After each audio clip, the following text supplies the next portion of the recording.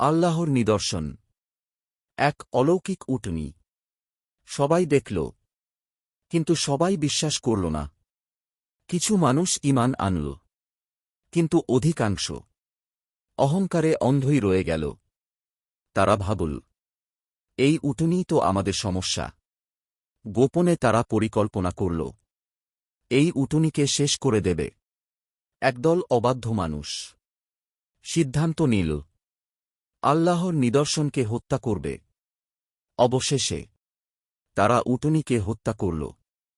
একটি স্পষ্ট নিদর্শন নিজেদের হাতে শেষ করে দিল। তখন হযরত সালেহ আলাইহে ওয়াসাল্লাম বললেন, তোমরা এখন মাত্র 3 দিন সময় পাচ্ছ, এরপর আসবে শাস্তি। 3 দিন, আর তারপর পরের পর্বে দেখব কিভাবে এক ভয়ঙ্কর শব্দ পুরো সামুদ জাতিকে ধ্বংস করে দিল।